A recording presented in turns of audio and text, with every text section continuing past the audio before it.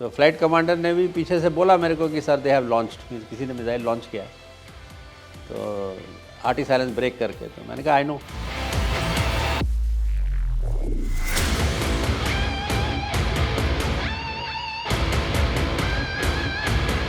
In fact RT silence होता है, आप चुप करके हैं।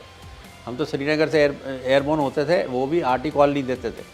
हम अपने टाइम पे टैक्सी करते थे, वो ग्रीन लैंप दिखाता था रनवे कंट्रोलर, हम एयरबोर्न हो जाते थे ताकि वो पाकिस्तानी बिल्कुल मॉनिटर नहीं कर सके हमने स्ट्राइक लॉन्च कर दिया। एलडीएस लैंप दिखाता था वो। नहीं, ये स्टूपिड अकाउंटिंग प्रोसीजर होता है ना सरकार का। वो एक होता है ना, इसको क्या कहते हैं, नेटो के होते थे flight suits, ECC extreme cold climate. तो ये ऑथराइज थे, बट उन्हीं लोगों के लिए जो ऑप मेघदूत में टेक पार्ट कर रहे थे। जैसे 51 स्क्वाड्रन के पास था, ये MiG-23 BN के स्क्वाड्रन। हमारा ऑप मेघदूत में कोई रोल नहीं था, तो हमारे पास नहीं थे, क्योंकि उन्होंने स्केल ही ऐसे कर रखा था कि उन्हीं स्क्वाड्रन्स को मिलेगा जो ऑप मेघदूत में थे। तो हमारे जैसे जो श्रीनगर से ऑपरेट कर हमारे पास नहीं था। This because some babu decided that in the scaling why should they have it, पैसे बचाने के चक्कर में। पर हम में से 4 लोग थे, हमने I mean that is the number that we chose, जिन्होंने नाइट लो लेवल बॉम्बिंग की। We came down to you can say 1 kilometre above target level, और पहाड़ हमसे ऊंचे होते थे। तो मून फेज में थे, मून फेज में सेफ्टी था। उसका सिर्फ डेंजर यही था कि अगर आगे क्लाउड से मून कवर कर जाए तो आप पहाड़ में घुस जाओगे, पेटल हो जाएगा। उस टाइम भी एयरफोर्स ने जो टेररिस्ट टारगेट्स के फोल्डर दिखा दिए थे नेशनल लीडरशिप को, और कहा कि ये हम एंगेज कर सकते हैं। अब आई थॉट, हमने प्लानिंग भी शुरू की, पूरा हुआ, मेरा स्पॉन्ड भी रेडी थे। At what level it got cancelled, it is well above my pay grade, मेरे को नहीं पता। बट जो हमने स्ट्राइक करना था around I think 30 December, if I am not mistaking, 2001, it didn't go through. हो जाता है रात में ज़्यादा चैलेंजिंग है, बट ऐसा ना, दिन में तो सब लोग रहेंगे ही ना। आपको कैसे पता बिल्डिंग में कितने लोग हैं, रात को तो सो रहे हैं। ओके, तो that night it is challenging. हमारे पास टेक्नोलॉजी है ना, इसीलिए तो हमने नाइट में किया। पाकिस्तान के पास टेक्नोलॉजी नहीं था, इसीलिए उन्होंने दिन में किया। मैंने उनको यही बोला कि we can't get Ahuja back, but we will get Abhinandan back.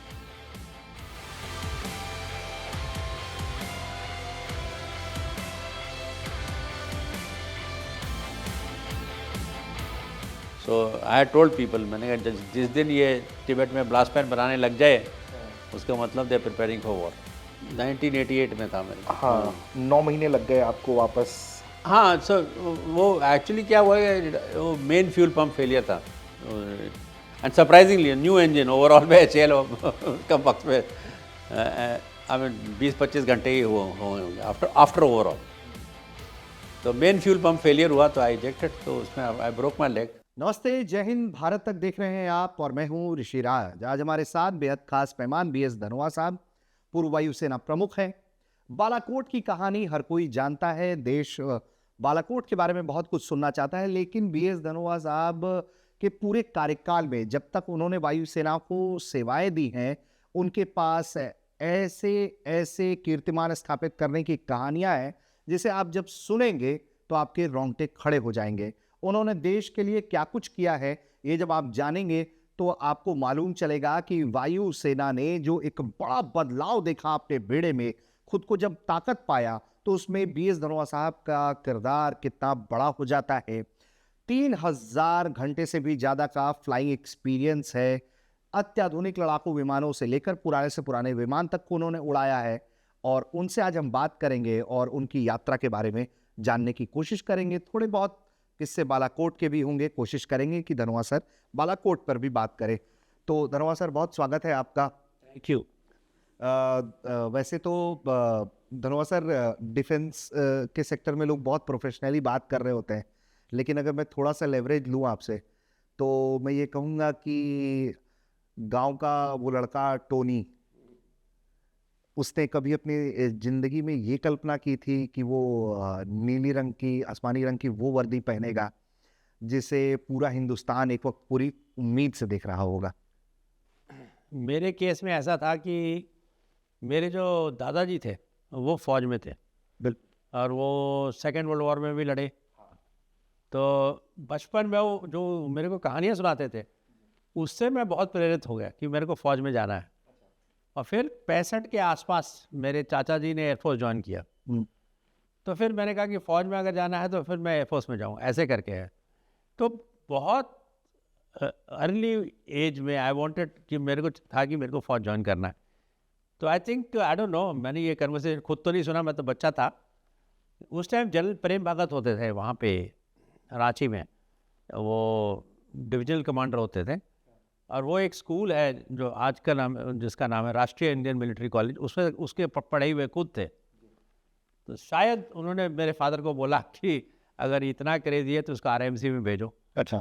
तो मैं फिर आरएमसी के लिए अपेयर करके 11 साल की उम्र में मैंने वर्दी पहन ली आरएमसी ज्वाइन करके। तो ये डिसीजन कि मैंने फ़ौज ज्वाइन करना है, ये तो यू कैन से 7-8 साल से मैंने ले रखी थी कि मेरे को फ़ौज ही ज्वाइन करना है। और इसमें मेरे बापूजी जो हैं ग्रैंडफादर, उनका बहुत हाथ है। एंड दुनिया घूमे हुए थे वो अंग्रेज़ों के साथ फ़ौज में सर्व करके। तो वर्ल्ड वार 2 में उन्होंने लड़ाई लड़ी, अच्छा खासा उनका भी कंट्रीब्यूशन नहीं, उनको पहले वो सिंगापुर में थे। जी। उनकी किस्मत अच्छी थी कि किसी कोई डिसिप्लिन केस था, उसका एस्कॉर्ट करते हुए वो वापस इंडिया आए। तब जापानीज़ ने वहाँ हमला कर दिया, उनकी पूरी रेजिमेंट सरेंडर कर गई वहाँ पे, सारे ब्रिटिश सरेंडर कर गए। एंड फिर इनकी रेजिमेंट जो थी ये मऊ में री-रेज़ हुई 514 पंजाब। और फिर ये इजिप्ट गए, फिर वहाँ पे उन्होंने लड़ाई की। मेरे बापूजी जहाँ थे उनको अनफॉर्चुनेटली इजिप्ट में he went over a land mine के ऊपर गए तो उनका गिट्टा टूट गया, तो परमानेंट कैट सी बन गए। तो फिर उनकी इन्फेंट्री की नौकरी ख़त्म हो गई, तो उनको आर्मी एजुकेशन कोर में डाल दिया। फिर उसके साथ रहे, पहले इजिप्ट में भी रहे, फिर बाकी से इंडिया में आके 1950 में रिटायर किए। तो जब मैं बच्चा था तो मेरे हमेशा होता है ना कि ग्रैंड पेरेंट्स को बच्चों के लिए ज़्यादा टाइम होता है, पेरेंट्स को कम टाइम होता है, क्योंकि पेरेंट्स काम कर रहे होते हैं और घर संभाल रहे होते हैं, ग्रैंड पेरेंट्स रिटायर्ड होते हैं। तो उनके कहने और इन्फ्लुएंस पे मेरे को बहुत मेरे ऊपर इफेक्ट हुआ कि मैंने फ़ौज ज्वाइन करना है। वो जाहिर तौर पर वो किस्से बहुत उस वक्त बचपन के किस्से जो हैं उनको सुनकर ही आदमी बहुत प्रेरित होता है। और बचपन में तो हम लोग किस्से कहानियों के सारे बच्चे शौकीन होते हैं, सबको अपने दादा से किस्से कहानियाँ सुननी होती हैं। तो ये वर्दी का जो शौक़ है या जो प्रेरणा एक तरीके से हम कहें अगर अच्छे शब्दों में, तो वो प्रेरणा आपकी फ़ौज की वहाँ से दादाजी से आती है। फिर आप कॉलेज जाते हैं, तैयारी करते हैं और फिर आप वायुसेना में आप का इंडक्शन भी होता है। फिर आप वायुसेना में इंडक्शन के बाद आपका जो लाइफ रहा वो बहुत दिलचस्प है, थोड़ा सा कट्टू है आगे बढ़ते हुए। मैं आपके बारे में पढ़ रहा था जब आपको युद्ध सेवा मेडल दिया गया, आपको जब तमाम उपाधियों से अलंकृत किया गया, तो उस दौरान बताया गया जब अनाउंसमेंट पढ़ा जाता है वो बिल्कुल साइटेशन पढ़ा जाता है, तो अभूतपूर्व है वो। मुझे बहुत पढ़ते वक्त खुशनसीबी हुई कि मैं आपका इंटरव्यू करने जा रहा हूँ। आपको लोग वैसे आम हिंदुस्तानी आज के दौर के लोग आपको बालाकोट के तौर पर जानेंगे कि बालाकोट के वक्त के आप एयर चीफ थे, आपने पाकिस्तान को बॉम्ब किया, पीओके में नहीं पाकिस्तान में बॉम्ब किया आपने। लेकिन एक आपका बड़ा कंट्रीब्यूशन है इस देश को रात के वक्त में बॉम्बिंग करने का। ये सर कहाँ से वो प्रेरणा आया था आपके अंदर, वो विजन क्या था, कहाँ से आपने ये सोचा कि इस तरह की तैयारी की जानी चाहिए सर? ये इसमें ऐसा था कि मैंने जब एयरफोर्स जब ज्वाइन किया तो मैं एक ट्रेनिंग जब ख़त्म हुई मेरी एंड फाइनली मिग कन्वर्जन मेरा तेज़पुर में ख़त्म हुआ 30 स्क्वाड में। उसके बाद मैं 101 स्क्वाड में मेरी पोस्टिंग हुई, दैट इज़ फैल्कन्स ऑफ छम। 71 वॉर का मोस्ट डेकोरेटेड यूनिट है वो।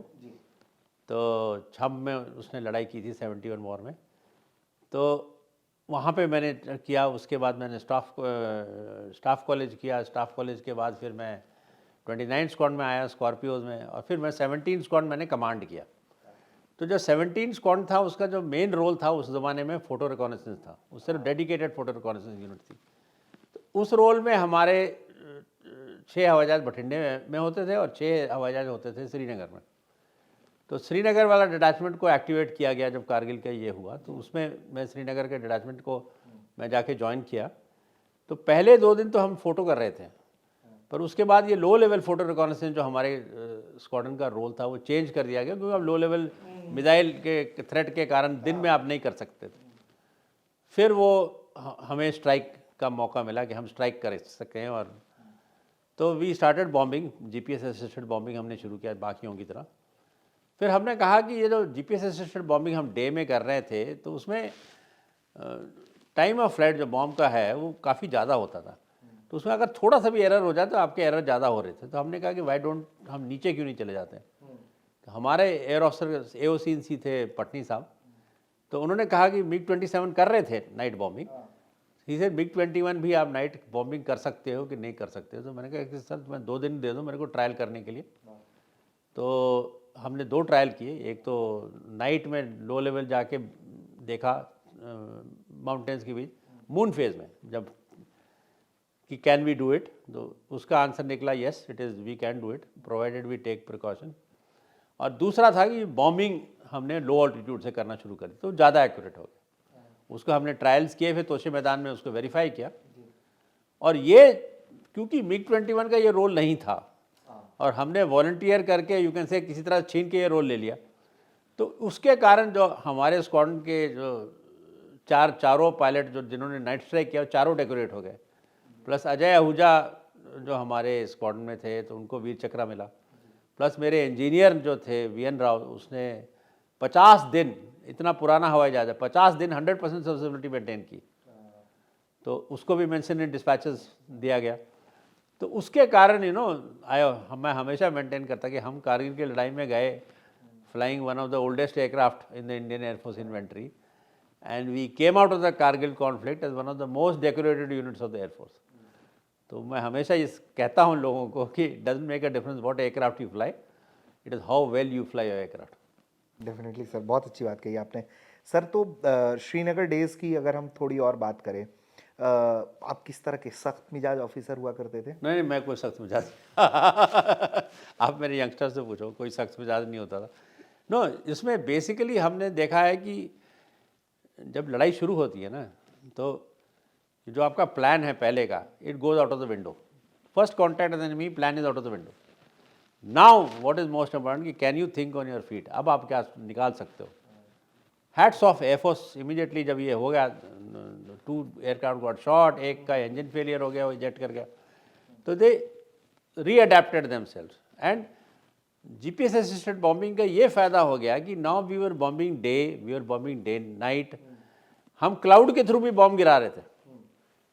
तो जो एनिमी का मोराल था, जो डिफेंड कर रहे थे वहाँ पे, it had a severe effect कि उनका एयरफोर्स तो आती नहीं थी, क्योंकि वो कहते हमारे बंदे नहीं हैं, और हम लोग day night bombing, even through the clouds they were being bombed, so that did have an effect on their morale. तो आपने तो खुद भी फ्लाई करके आपने बॉम्ब किया? नहीं, मैंने डे बॉम्बिंग भी की है ऑब्वियसली, जैसे सबने किया है, पर हम में से 4 लोग थे, हमने I mean that is the number that we chose, जिन्होंने नाइट लो लेवल बॉम्बिंग की। We came down to you can say 1 kilometre above target level, और पहाड़ हमसे ऊंचे होते थे, तो मून फेज में थे, मून फेज में सेफ्टी था। उसका सिर्फ डेंजर यही था कि अगर आगे क्लाउड से मून कवर कर जाए तो आप पहाड़ में घुस जाओगे, फेटल हो जाएगा। तो उसको अवॉइड करना होता है, you have to see a dark patch, decide well in time. और फिर मैं हमेशा आगे रहता था, क्योंकि अगर यंगस्टर को डालोगे, उस बेचारे को डाउट हो जाता है कि सीओ क्या बोलेगा, ये क्या, तो इन डिसीजन लेने में प्रॉब्लम हो जाता है। तो मेरे कहा in my case I am the CO, मैं सबसे पहले मैं तो फट से डिसाइड करूँगा कि करना है कि नहीं करना है। तो ये तो सर मैं वही आपके बारे में पढ़ रहा था, तो जो आपके लोगों ने जो आपके अंडर में जिन लोगों ने, जो यंगस्टर्स तैयार हुए, जो उन्होंने काम किया आपके साथ, वो ये बात कहते हैं कि एक तो आप तुरंत फैसला लेने वालों में से रहे कि क्विक डिसीजन, और आप खुद को एग्जाम्पल बनाना, जैसा कि आपने बताया कि आप खुद से आप आगे आके करते थे, तो आपने एक से एक लोग तैयार भी किए अपने अंडर में उस दौरान।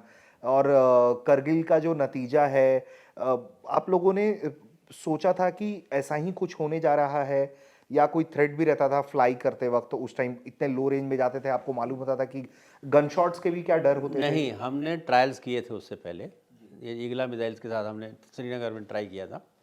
देखो दुश्मन के पास क्या था कि उनके पास इंफ्रारेड सीकिंग मिसाइल था। अगर इंफ्रारेड सीकिंग मिसाइल आपकी तरफ ठीक तरह पॉइंट कर दे तो वो रात को भी आपको मारेगी, ये दिन रात को फर्क नहीं पड़ता। पर प्रॉब्लम है पॉइंट कैसे करें, ठीक है। प्लेन्स में क्या होता है कि उसको रेडार की डायरेक्शन मिलता है, तो रेडार के बेसिस में वो देखता है अपने छोटे से, यू कैन से इट्स लाइक अ 3-4 डिग्री का व्यूइंग एंगल होता है, तो इट्स लाइक सीइंग बाइनोकुलर, दूरबीन के थ्रू जैसे देखते हो। तो जैसे आपने किसी चिड़िया को देखनी है तो पहले आप चिड़िया को देखते हो, फिर दूरबीन लगाते हो, बाइनोकुलर लगाते हो। डायरेक्टली आप दूरबीन में आँख डाल के आप चिड़िया को नहीं पकड़ सकते।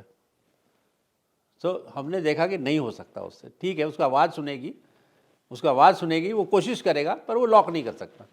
तो जब ये हमारे एश्योरेंस मिल गया है तो हमने कहा ठीक है, we came down to 1 kilometre, ठीक है। उसमें अगर उसको दिख गया, अगर किस्मत हमारी इतनी माड़ी है तो वो मारेगा, नहीं तो most probability of success is very high, he will not get you.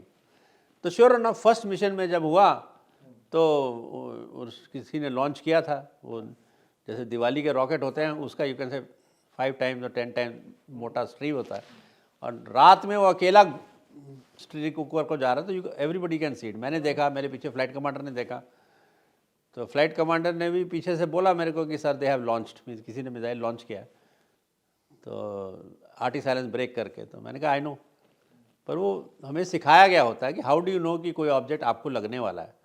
वो आपके कैनपी में एक जगह रहता है और वो मूव नहीं करता, वो आपके पास आ रहा है। अगर आपके कैनपी से हट रहा है, जैसे आप गाड़ी चलाते हो ना, जिसमें आप क्रैश करोगे, वो आपको वहीं रहेगा, बाकी सब हटते रहते हैं। हाँ, तो ऐसा वो मूव कर रहा था, मैंने कहा ये is not coming to me, I mean aimless किसी ने फायर किया है। तो ठीक है, that is a risk, and then we continued, हमने बॉम्बिंग की। तो देन वी रियलाइज़ कि हमने जो एवेल्युएशन किया था ठीक था। उसके बाद कई मिशंस किए हम लोगों ने रात को लो लेवल, उस टाइम में रिपोर्ट भी आते थे आर्मी से, जो ट्रूप्स आगे बैठी हुई थी। तो accuracy improved because of which, because हम not because we were much lower. तो जैसे अगर एरर 1 है तो 1 into 10 सेकेंड्स का है, नहीं तो 1 into 40 सेकेंड्स का एरर। तो that is the that's what I am trying to tell you. Sir तो एक चीज पूछना था मुझे कि जब आप मिशन पे हैं, टारगेट हिट करना है, सब कुछ करना है, और आपके साथ दूसरे जेट्स भी आपको एक्कम्पनी कर रहे हैं एक फॉर्मेशन में, तो उस वक्त बिल्कुल सीरियस बातचीत हो रही होती है या कुछ होता है ऐसा? कुछ नहीं होता, सिर्फ अपने का, इनफैक्ट आरटी साइलेंस होता है, आप चुप करके हैं। हम तो श्रीनगर से एयरबोर्न होते थे, वो भी आरटी कॉल नहीं देते थे। हम अपने टाइम पे टैक्सी करते थे, वो ग्रीन लैंप दिखाता था रनवे कंट्रोलर, हम एयरबोर्न हो जाते थे, ताकि वो पाकिस्तानी बिल्कुल मॉनिटर नहीं कर सके। हमने स्ट्राइक लॉन्च कर दिया। एलडिस लैम्प दिखाता था वो टाइम पे। ऑब्वियसली एटीसी में एक ऑफिसर बैठा है जिसको पता है कौन टेक ऑफ कर रहा है। वहाँ पे जाते थे, just look at the green lamp, line up on the runway, look at the green lamp, get airborne, चुप, nobody talks. Talking only start जब आपने बॉम्ब गिरा दिए। क्योंकि हमारे पास सिक्योर कम्युनिकेशन नहीं था, लाइक ऑल गुड थिंग्स। तो अब क्या करें, this was the poor man's you can say solution. बिल्कुल सर, और हम इन कमियों की बात अगर कर रहे हैं तो आपको एक बारी इजेक्ट करना पड़ा। हाँ, वो 1988 में था मेरे को। हाँ, 9 महीने लग गए आपको वापस। हाँ, सर वो एक्चुअली क्या हुआ है, वो मेन फ्यूल पंप फेलियर था, and surprisingly new engine, overall में HAL कम वक्त में आई मीन 20-25 घंटे ही होंगे आफ्टर ओवरऑल। तो मेन फ्यूल पंप फेलियर हुआ, तो आई इजेक्टेड। तो उसमें आई ब्रोक माई लेग। तो above 30 if you break a leg, they wait for 6 to 9 months before they give you a category back. तो बीच में मेरी पोस्टिंग पचोरा में हुई, तो मैं I had opportunity of working on a missile unit also. जब मेरी फ्लाइंग कैटेगरी वापस आ गया, I came back to the squad. सबसे ज़्यादा दिल के करीब फ्लाइट उड़ाना ही रहा है। लास्ट वर्किंग डे तक आपने? नहीं, लास्ट वर्किंग डे में 5 या कुछ सितंबर में मैंने किया था वो सॉर्टी। दैट वाज बिकॉज उसके बाद ये फौज में वो सब फ्लाइंग क्लोथिंग वगैरह वापस करने पड़ते हैं। तो मैंने कहा वापस करने से पहले एक सॉर्टी कर लूँ, तो that is the sortie I flew. और मिग आपने सबसे ज़्यादा मिग 21 उड़ाया, मिग 29 उड़ा, क्या उड़ाया? मेनली मिग 21, बाकी तो आई हैव यू कैन से आई flown with other people. Sir तो मिग 21 की अगर हम बात कर रहे हैं तो अब तो खैर मिग के ऑलमोस्ट सारे रिटायरमेंट्स पर हैं, यूनिट को हटाया जा रहा है। मिग को लेकर एक टर्मिनोलॉजी यूज़ होती है, फ्लाइंग कॉफिन कहा जाता है, कभी सुना होगा आपने भी। तो मिग को लेकर पुराने हो जाने के कारण ही मिग में ऐसा हुआ, या वाकई में उसमें कोई और नहीं, भी अभी फॉल्ट तो रहा था? ऐसा हो रहा है कि मिग 21 जो अभी फेज आउट हो रहे हैं, they have reach their total technical life. TTL total technical life हो गया उनका। अब जाने you can't fly more than that. पर ये जो एक्सीडेंट हुए हैं, it is not because of the aircraft, it was, हाँ it was a difficult, you can say. उससे पहले जैसे हंटर था, फॉरगिविंग एयरक्राफ्ट था, ये फॉरगिविंग एयरक्राफ्ट नहीं है, but you have to be good. कहने वाले हैं कि मिग 21 में हमेशा एक्सीडेंट होते, तो बिल्कुल गलत है। मैं 4 साल मिग 29 में पहले डिप्टी फ्लाइट कमांडर था, फिर फ्लाइट कमांडर बना वहाँ पे जामनगर में। तो हमारे 4 साल फ्लाइंग हुई, पूरे स्क्वाड में सिर्फ 2 एक्सीडेंट हुए, पर वो बर्ड हिट के कारण हुए, वो भी रेंज के ऊपर जाके। ठीक है, अब उसका क्या करेंगे आप, there nothing we can do about it. और वो भी दोनों पायलट इजेक्ट किए, उनकी ट्रेनिंग थी, दे इजेक्टेड इन टाइम, दोनों फिर वापस फ्लाइंग में भी आए। ये नहीं कि इजेक्ट करने के बाद they came back to flying, I am just saying. Then I was touchwood, I was commanding 17 squad, तो 0 एक्सीडेंट्स। फिर नलिया में कमांड कर रहा था, वहाँ पे मिग की बेसिक ट्रेनिंग हो रही थी, 101 स्क्वाड में फ्लाइंग ऑफिसर आ रहे थे किरण से, बेसिक ट्रेनिंग हो रही थी मॉफ्ट की, 0 एक्सीडेंट्स। तो it is not that, you put your heart and soul into it, ऐसी कोई बात नहीं है। ठीक है, but yes, it is an aircraft which you have to be on your toes. जहाँ आपने थोड़ा ठंड मारा तो वो हर बार वो जो मालूम होता है कि इस बार जा रहा हूँ, इस बार सुरक्षित आना नहीं है। नहीं, it is not that, it is you have professional, ऐसी कोई बात नहीं। It's quite a good aircraft to fly. Okay sir, इसी चैप्टर पर बात करते हुए अजय आहूजा सर के बारे में मैं बात करूँगा। करगिल का वक्त और सब कुछ, आपको जितना सुना है मैंने, ऑनेस्टली आप कभी नहीं भूलते हैं उनको मेंशन करना। I don't mention. I always see he was. I know Ajay Ahuja from the time he was a bachelor. Okay. बहुत दिल के करीब। हाँ, he was a bachelor. मैं 101 स्क्वाड में आया था वापस QFI कोर्स करने के बाद, तब से I know him. Then उसके बाद we did a tenure together from 101 squad, फिर हमने 29 स्क्वाड में tenure किया। फिर 17 स्क्वाड में जब उन्होंने पूछा कि whom will you want as a flight commander, तो फिर मैंने इसी का नाम लिया था। So that was our 3rd tenure together. So I knew him very well, and I was sure he'll come back because दो चीज़ थी। एक तो उसने सियाचिन में ऑफ मेघदूत में फॉरवर्ड एयर कंट्रोलिंग ड्यूटीज़ की थी, तो he has seen high altitude and he could survive, that is number 1। And second is he had already ejected, MiG 23 में एक इजेक्शन हो चुका था उनका रेंज के ऊपर, तो he also could this thing, but unfortunately after ejection he was captured and he was killed. Yeah, this we did not accept, we did not what do you call, came as a shock to us.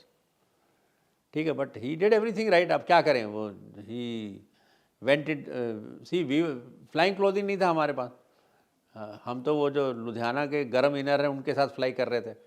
तो हमने कहा कि अगर आप कुछ हो जाए, आपको 13-14 हज़ार फीट पे आपने इजेक्ट किया, तो आप उसी रात मर जाओगे। एक तो एक्लेमेटाइज नहीं हो, श्रीनगर से आप कितने हाइट पे एयरबोर्न 4,500-5 हज़ार के फीट के थे, आप एयरबोर्न हुए और 14,000 की रात में आप गए, वहाँ ऑक्सीजन भी नहीं है, आप एक्लेमेटाइज नहीं हो और कपड़े भी नहीं है तुम्हारे पास ठंड के लिए, ठीक है, तो आप उसी रात मर जाओगे। तो हमने कहा कि स्टे विद एयरक्राफ्ट, ग्लाइड। स्ट्रिंजर का इतना बड़ा वॉरहेड नहीं है कि आपका एयरक्राफ्ट फोड़ देता, नहीं, आपका इंजन टर्बाइन फेल कर जाता है। तो he did everything right. He stayed with the aircraft, he glided, he went into the valley, and वहाँ पे he went to page 2 of the GPS. दूसरे पेज में जाना पड़ता है जहाँ पे आप called out his coordinates and then he ejected. तो he ejected. If you see again Pakistani photos भी आई हैं, तो नदी के सेंटर में है। तो he did everything right because this is what we had said, ना, go into the valley, eject, and as far as possible walk down, so that you don't spend the night above 10,000 feet. Because that is the only way you will survive. Otherwise, how will you survive? तो आप कह रहे हैं कि उस वक्त कपड़े, proper वर्दियां भी नहीं नहीं, ये स्टूपिड अकाउंटिंग प्रोसीजर्स होता है ना सरकार का। वो एक होता है ना, इसको क्या कहते हैं, नेटो के होते थे flight suits, ECC, extreme cold climate. तो ये ऑथराइज थे, बट उन्हीं लोगों के लिए जो ऑप मेघदूत में टेक पार्ट कर रहे थे। जैसे 51 स्क्वाड्रन के पास था, ये MiG-23 BN के स्क्वाड्रन, हमारा ऑप मेघदूत में कोई रोल नहीं था, तो हमारे पास नहीं थे, क्योंकि उन्होंने स्केल ही ऐसे कर रखा था कि उन्हीं स्क्वाड्रन्स को मिलेगा जो ऑप मेघदूत में थे। तो हमारे जैसे जो श्रीनगर से ऑपरेट कर हमारे पास था, हमारे पास नहीं था। This because some babu decided that in the scaling why should they have it, पैसे बचाने के चक्कर में। और सर अजय जो आहूजा सर को लेकर तो नहीं, मैं ये बात इसलिए आपसे कह रहा हूँ ना सर कि 20 साल के बाद आप लोगों ने फ्लाइंग जो एक फ्लाई किया, मिसिंग मैन फॉर्मेशन आपने बनाया, और वो भी जब वो खबरों में था कि आप लोगों ने एक मिसिंग मैन फॉर्मेशन बनाया अजय आहूजा सर के लिए, तो यारी दोस्ती भी बहुत अच्छी रही होगी। सी, मिसिंग मैन फॉर्मेशन हमने बनाया नहीं, ये एयरफोर्स का पुराना ट्रेडिशन है। हमने उसके लिए मिसिंग मैन फॉर्मेशन नहीं, वो फ्लाई किया था आप लोगों हाँ ने। किया था। अगर आप नोटिस करोगे एयरफोर्स डे, पहला एयरफोर्स डे 1999 का जो ये कारगिल के टाइम ही हुआ था, तो उस टाइम भी एक मिसिंग मैन फॉर्मेशन फ्लाई किया गया था। तो we have been flying missing man formation as this thing. तो जब से मैं था, I have taken part in that whenever I was vice chief and thing like that, in that missing man formation, in a tribute to Ahuja. So it is not that we do it, जो भी squadron है, it's in honor to its brave heart does the missing man formation. तो आपकी bonding भी उनसे अच्छी रही? नहीं, मेरी तो, मैंने पता ना, इसका तीसरा टेन्योर था मेरा, तो we were very good friends, apart from the fact वो मेरा फ्लाइट कमांडर था, but we were very good friends. तो आदमी कैसे एक्सेप्ट करता है सर कि आपका बड़ी दोस्त ये चला तो गया? लड़ाई है, अब उसमें दुश्मन का बिहेवियर आप प्रेडिक्ट नहीं कर सकते ना। नहीं, फिर आपने मतलब अपने आप को भी तो वो नहीं, ठीक है, उसके मतलब सारी चीजें उसके एक बाद तरफ, दोस्ती- उसके बाद व्हाट इज द एम? आप आहूजा को वापस तो नहीं ला सकते। अब एम क्या है? एम है कि उनको मारो अच्छी तरह से। So that is exactly what we did. Why did we volunteer? We fought for the bombing role. हमारा तो फोटो रोल था। हमने लड़ाई करके उनको बोला कि नहीं, हमें बॉम्बिंग में हमें भी डालो। तो पहले उन्होंने सिर्फ 2 एयरक्राफ्ट क्लियर किए जो मॉडिफाइड नहीं थे, बाद में 6 के 6 एयरक्राफ्ट क्लियर हो गए। फिर नाइट जब हमें उनसे पूछा गया कि can you do it, we jumped at the opportunity and took it, because we wanted to pay back. जो बदला लेने के लिए किया जा हमें सकता था, हाँ सब पे कुछ- बैक करना था, क्योंकि आफ्टर ऑल और क्या कर सकते हो। But fact is that the Geneva convention है, we are all dissing countries, you don't expect, once the person is ejected, he is निहत्था सोल्जर है, you don't expect to kill him. बात वही आ जाती है कि पाकिस्तान है, अनप्रोफेशनल बिहेवियर है। तो ठीक है, तो जीतते तो नहीं है ना, हाँ, उसके क्या पर्पस है? इफ दे बिहेव, उन्होंने सौरभ कालिया के साथ क्या किया, तो उसका रिजल्ट क्या हुआ? क्या जीते वो? तो फिर कभी नहीं जीतते। आप देख लो, जितनी इस तरह की कम्युनिटीज़ हैं, ये हैं, हिटलर को देख लो, ये देख लो, दे डोंट विन। कारगिल के अगले चैप्टर से आगे बढ़ेंगे तो अब ऑपरेशन पराक्रम को लेकर भी बहुत बातचीत होती है। उस वक्त भी इंडिया तैयार था स्ट्राइक करने को। पराक्रम was after the attack on the parliament. तो उस टाइम एयर चीफ मार्शल पहले टिपनिस थे, उसके बाद 1 जनवरी को एयर चीफ मार्शल कृष्णा स्वामी ने टेक ओवर कर लिया। तो उस टाइम भी मैं तो टारगेटिंग सेल में था, मैं तो उनका स्लाइड ऑपरेट करता था। जब उस टाइम भी एयरफोर्स ने जो टेररिस्ट टारगेट्स के फोल्डर दिखा दिए थे नेशनल लीडरशिप को, और कहा कि ये हम एंगेज कर सकते हैं। अब आई थॉट, हमने प्लानिंग भी शुरू की, पूरा हुआ, मेरा स्क्वाड भी रेडी थे। At what level it got cancelled, it is well above my pay grade, मेरे को नहीं पता। बट वो जो हमने स्ट्राइक करना था around I think 30 December, if I am not mistaking, 2001, it didn't go through. तो it well above my pay grade. Kaluchak जब हुआ उस time, again May June, again we thought we going to strike, but चलो ठीक है। See this decision is taken by the political leadership, इसमें military नहीं लेती है डिसीजन। आप तो अपनी preparedness सीरियस रख भी सकते हो। हमें होना चाहिए कि जब भी पॉलिटिकल लीडरशिप आपको बोले, पूछे, आपको तैयार होना चाहिए। सर तो बात करें अगर हम आपके टेन्योर में, तो देश ने चिनूक, S-400, राफेल्स, बहुत अहम कार्यकाल रहा आपके हाथ में जब कमान आया। वायुसेना के पास अभी भी बहुत कुछ ऐसी चीजें हैं जिसको चाहिए। कई बार चूंकि बिपिन रावत साहब नहीं है, एक वक्त उन्होंने ये बात कह दी थी कि हेल्पिंग हैंड है इंडियन आर्मी की बाकी फोर्सेस जो हैं, तो उसको नहीं नहीं, लेकर उन्होंने भी कहा सपोर्टिंग आर्म है, support- supporting arm that was his logic.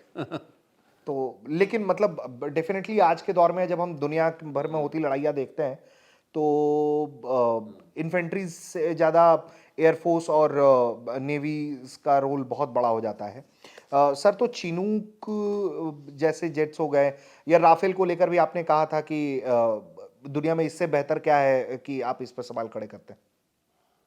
सी इसमें ऐसा है कि ये नहीं है कि मेरे टाइम में कॉन्ट्रैक्ट, आई मीन मेरे टाइम में कॉन्ट्रैक्ट साइन हुआ, मेरे टाइम में इक्विपमेंट आता है, ऐसे नहीं होता है। हाँ, वो नहीं, बहुत पहले कॉन्ट्रैक्ट साइन होता है जी, और 2-3 चीफ मेरे से पहले थे, उस हाँ, टाइम से वो ये चल रहा था, शुरू वो हो सब रहा कुछ, था। हाँ जी, बिल्कुल। चिनूक का भी हुआ और ये मेरे टाइम में अपाचे भी आए, तो इंडक्ट मेरे टाइम में हुए थे। ठीक है, लाइक S-400 का कॉन्ट्रैक्ट मेरे टाइम में साइन हुआ, पर वो इंडक्ट हुए जब भदौरिया साहब चीफ थे। तो that is how the sequence of operation come. Like air chief marshal Tyagi के time ground breaking change took place, that हमने मॉडर्नाइजेशन एयरफील्ड इंफ्रास्ट्रक्चर जो हमने किया कि अभी कैट 2 ILS लगे पूरे एयरफोर्स के एयरफील्ड में, and we got good capability. तो वो उस टाइम हुआ, बट यस माफ़ी लगा कब, वो उस टाइम मैं चीफ था जब एयरफील्ड में लगने शुरू हो गए थे, बट वो काम बहुत पहले से होता है। तो as far as technology upgradation goes, वो एयरफोर्स का रेगुलर सिस्टम है। ओनली थिंग इज़ वो एक बात होगी, इधर बात होगी, उसके कारण सब कुछ पीछे चला जाएगा। इन्वेस्टिगेशन करो भैया, जेल में डालो, पर इसको रोको तो नहीं ना। My only submission is that because it effects national security. और रफाल के लिए मैं इसीलिए डिफेंड कर रहा था, मैंने कहा अगर आप ये हमारी जो टेक्नोलॉजी का एसीमेट्री 2001 में 1000 में थी हमारे पास, वो हम लूज कर गए थे। Okay, so now at least Rafale is suppose to resume the balance. Ideally we should have had 125 aircraft. Okay, so ठीक है, 2 स्क्वाड्रन आए हैं, ये है S-400 आया है, काफ़ी कैपेबिलिटी देके गया। तो main thing is that for political controversy you should not derail military procurement. Bofors का इतना हल्ला हुआ, बोफर करके, अब कारगिल में कितना सक्सेसफुल रहा बोफर्स का gun. Imagine, just put a place, imagine अगर हमारे सारे बोफर ही होते तो even in the initial stage of Kargil you think आपकी इतनी कैजुअलिटीज होती? तो जो आपने उसको डिरेल किया है, आपने उसको डिरेल किया तो क्या हुआ, आपके ज़्यादा जवान मरे। See ultimately the price is paid in the blood of the soldiers. So technology will ensure what? You can fight with lower technology. You can still win, but are you willing to pay the price in human lives? Vietnam fought with USA with lower technology, but आप उनके कितने आदमी मरे? जीते जरूर, आप उतने casualty लेने को तैयार हो? अगर आपके टेक्नोलॉजी आपके साइड में, आपके लोग कम मरेंगे। सी अल्टीमेटली आपने दुश्मन की जो फौज के ऊपर कितना डिग्रेडेशन किया है, जितना ज़्यादा आप डिग्रेडेशन करोगे उतने जब आपकी फ़ौज उनके साथ कॉन्टैक्ट में आएगी, आपके उतने कम सोल्जर मरेंगे। अगर आप नहीं कर पाए हो, जैसे हमने कारगिल के शुरू के दिनों में देखा, तो आपकी उतनी ज़्यादा कैजुअलिटीज़ होंगी। सर, आपके कार्यकाल में एयर स्ट्राइक हुआ, तैयारी हमेशा से रही, वायुसेना की हमेशा से प्रिपेयर्ड रही है, इसमें कोई छुपी हुई बात नहीं है, मौके की बात थी। आपके कार्यकाल में एक ऐसी घटना घटी, तो पहले तो पुलवामा को लेकर, पुलवामा में जो हुआ सर, वो जब मैसेजेज आप लोग तक आते हैं तो जैसे आम आदमी सर, बहुत मतलब मेरे जैसा आदमी, हम लोग जर्नलिज्म कर रहे हैं, डिफेंस कवर करते हैं, मालूम है कि ये कैजुअलिटी सेक्टर है, यहाँ होगा, क्योंकि ये ऑन गोइंग बैटल है। आप लोगों तक इन्फॉर्मेशन आता है सर, आप लोग कैसे, क्या रिएक्ट होता है, कैसे अपने आप को आप लोग कूल काम कंपोज रख पाते हैं? आम आदमी तो भड़का हुआ रहता है कि मारो, कुछ मत सोचो, तुरंत मारो। नहीं, you see as far as Pulwama, it's tragic that action, that attack took place. I don't know, I am not into CI ops, so क्या हुआ कैसे नहीं हुआ, I can not comment on that. But the fact is that in J&K sector, this is something that we always cater for, na? That is all the SOPs are made on that.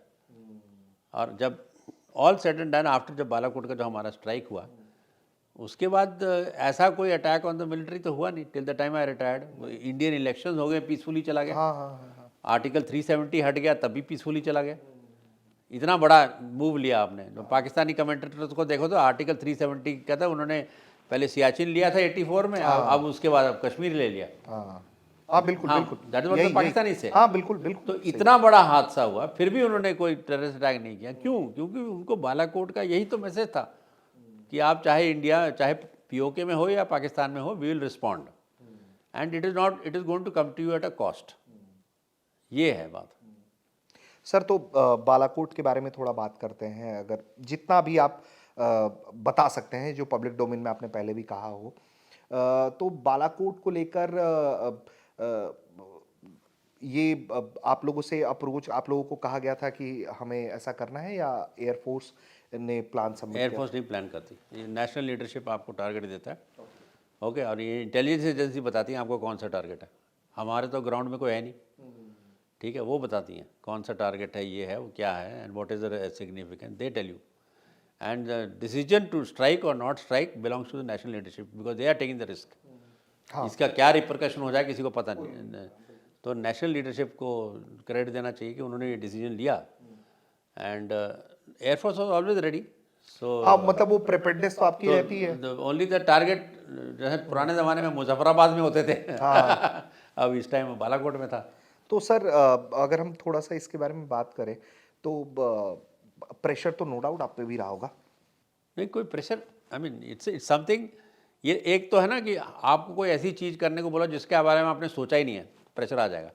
पर एक ऐसी चीज़ है जिसके लिए आप 2001 से prepared हो, आप बार बार उसकी कई बार प्रैक्टिस हो चुके हैं, the system has been streamline.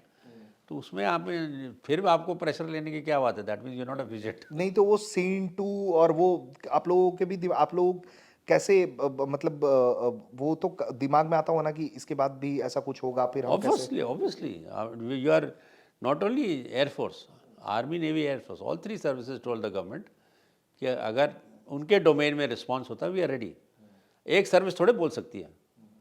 अगर आपने एयर अटैक किया, अगर उन्होंने सी से रिस्पॉन्ड कर दिया तो all three services have to assure the government कि we are ready, then only they will give you the go ahead. Otherwise क्यों देंगे वो? तो वो हालांकि वो तो पूरा सिंक्रोनाइज्ड सिस्टम और डिसीजन मेकिंग पार्ट होता है. सर बालाकोट को बॉम्ब करने को लेकर अब मैंने आपके वो जवाब सुने हैं जिसमें आपने साफ तौर पर कहा है कि भाई हमारा काम टारगेट को हिट करना था. बॉडी काउंट्स वो लोग देखे जो body count is with the intelligence agency ना. अगर उस बिल्डिंग में सिर्फ 2 आदमी हैं तो 2 मरेंगे, अगर वो 200 हैं तो 200 मरेंगे. दैट डिपेंड्स ना. वो how can I tell you कि क्या हुआ है, और सैटेलाइट फोटोग्राफ से तो इतने यू कांट काउंट बॉडीज. लेकिन सर ये कितना डिफिकल्ट था सर रात के सुबह, अब मतलब तड़के सुबह 3:30 बजे इस तरह के ऑपरेशन को अंजाम देना. दिन के मुकाबले रात में ज़्यादा चैलेंजिंग हो जाता है. रात में ज़्यादा चैलेंजिंग है, बट ऐसा ना, दिन में तो सब लोग रहेंगे ही ना. आपको कैसे पता बिल्डिंग में कितने लोग हैं? रात को तो सो रहे हैं. Okay, so date night it is challenging. हमारे पास टेक्नोलॉजी है ना, इसीलिए तो हमने नाइट में किया. पाकिस्तान के पास टेक्नोलॉजी नहीं था, इसीलिए उन्होंने दिन में किया. और सर ये इसके बारे में भी बहुत एक वो तस्वीर बाद में वायरल हुई आप लोगों ने जब एयर स्ट्राइक कर दिया कि एक पाकिस्तानी हैंडल ने ट्वीट किया था कि sleep night because it's air, Pakistani air force is ready air. उसने F-16 की तस्वीरें डाली थी और उसी रात पाकिस्तान को आप लोगों ने बॉम्ब कर दिया. मैं F-16 की बात कर रहा हूँ. बाहर से हम लोग सुनते हैं सर कि MiG-21 ने F-16 मार गिराया. मतलब दिस इज समथिंग कोई कल्पना ही कर सकता है या ख्वाब देख सकता है sir. See it is one aircraft went down, there is no doubt in our this thing. Okay, जो हमारे it's a radar, I mean beyond visual range combat, किसी ने देखा तो है नहीं. तो that based on our electronic analysis of that aircraft we are seeing it's F-16. ठीक है, तो that is how we came to कि अगर अभिनंदन के एयरक्राफ्ट हमारे पास होता तो we would have been able to verify it even better. But the fact that one aircraft has gone down, on that we have got no doubts. Okay, The fact that that aircraft is F-16 is based on the intelligence we have fed into our systems. Okay. But there are so many other corroborative evidence ना, लोगों ने देखा, फौज ने देखा, ये देखा, उनके इनिशियल ट्वीट देखो, पता नहीं 2 पायलट बोल रहे थे कि रात को सडनली एक हो गया। उन्होंने तो ये भी बोल दिया था कि एक बेचारा मर गया MH में। तो मैंने कहा हमारा तो कोई नहीं मरा, तो किसका मरा? फिर वो उन्होंने विड्रॉ, पहले उन्होंने बोला F-16 हमने यूज़ ही नहीं किया, है ना, तो हमने AMRAAM का वो दिखा दिया, वो डेबरी, कि भैया ये कहाँ से आ गया। फिर कहता अच्छा ठीक है हमने यूज। तो they see you can't rely on their statement, they will keep changing their stand.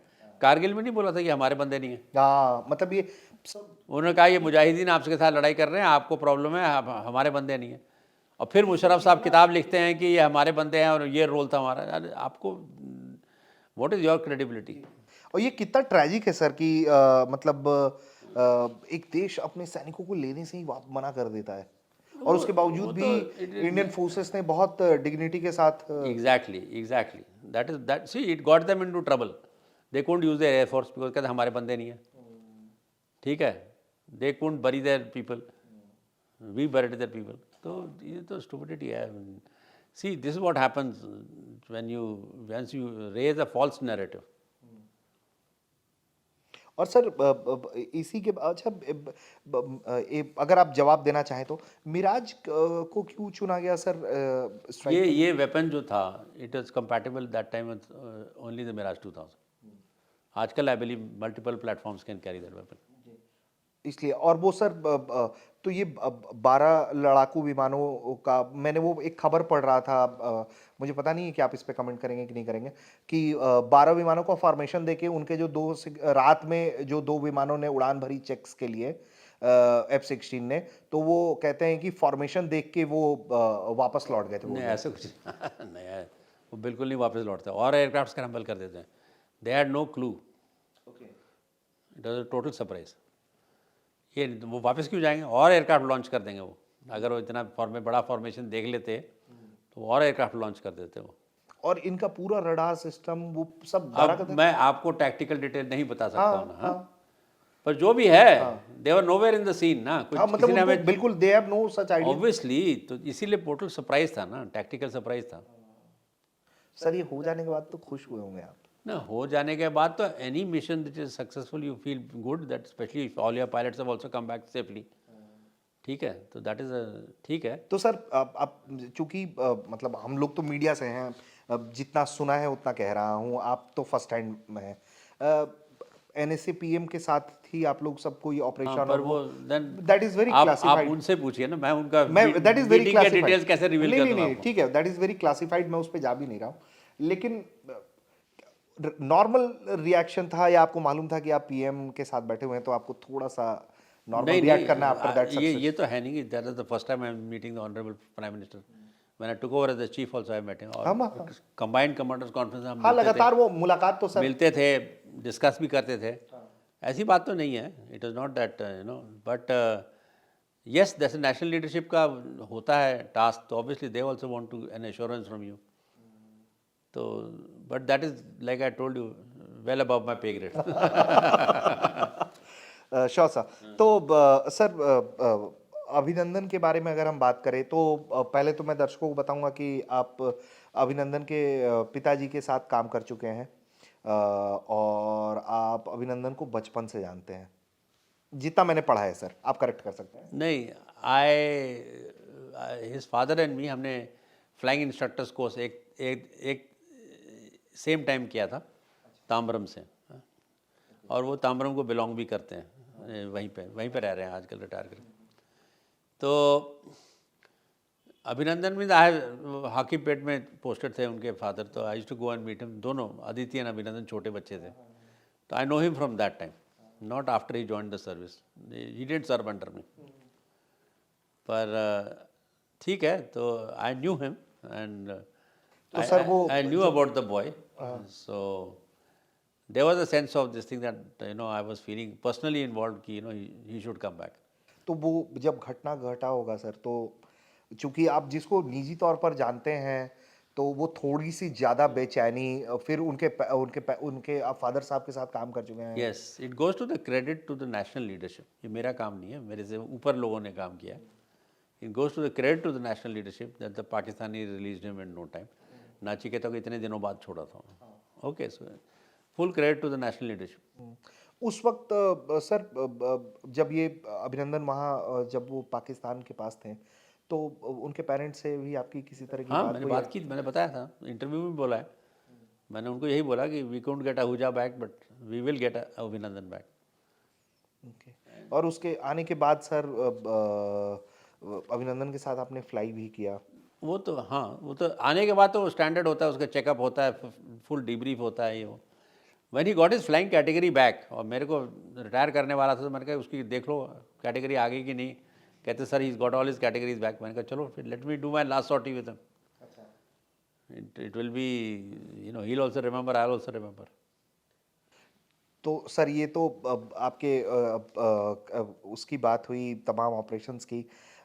थोड़ा सा चूंकि आपने शुरुआत में जो है वो जिक्र किया आपने गोल्डन एरो 17 स्क्वाड्रन का, उसको लेकर जो है एक क्रेडिट आपको जाता है कि आपने जो भटिंडा में था उसको आपने शुरू कराया, और उसको बहुत उसके साथ बहुत सारे अचीवमेंट्स कंबाइंड हैं।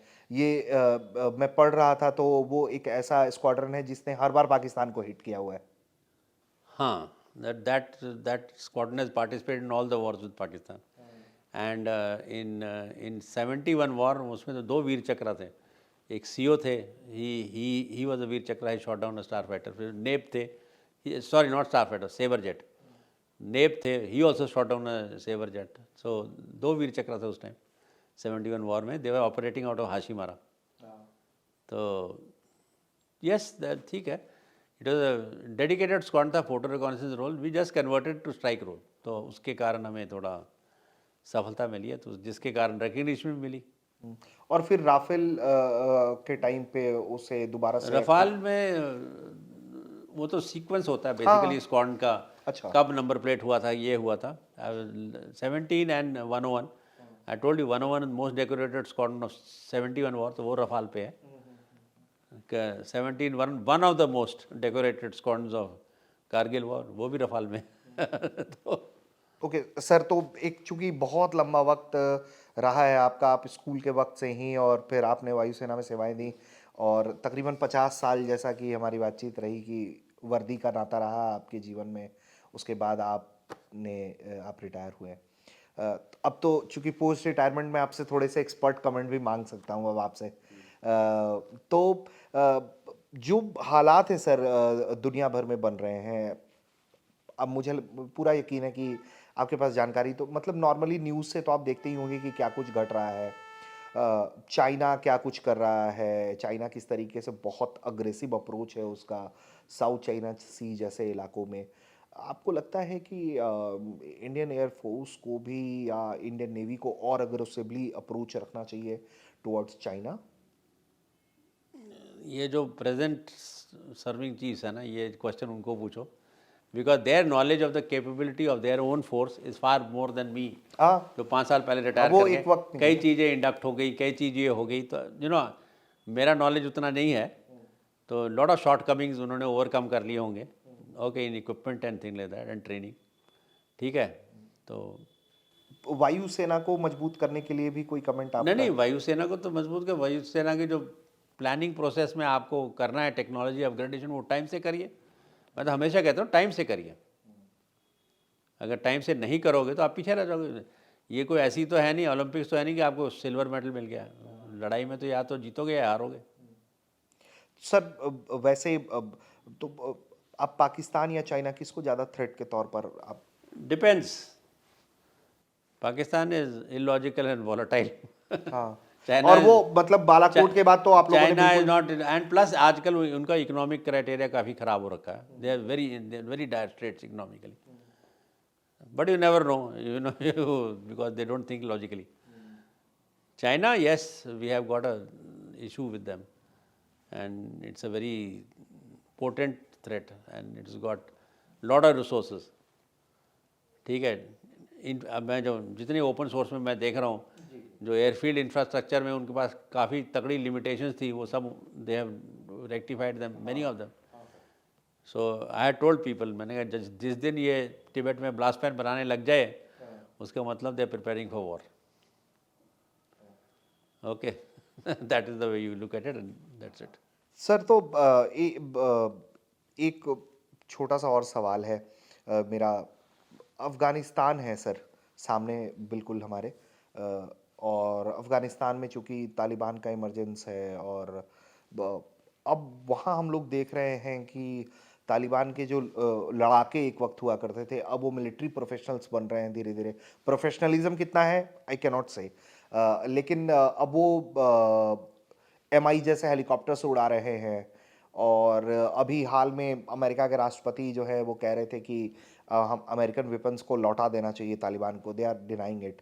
अगर इस तरह के लड़ाकू विमान को भी, फाइटर जेट्स को भी वो उड़ाने लगते हैं, तो do you see them as a threat, या फिर वो बस अपना प्रिपेयर्डनेस? नहीं, I don't think so they are much of a threat. एक तो they can't fly over Pakistan and attack us ना, दैट इज नंबर वन।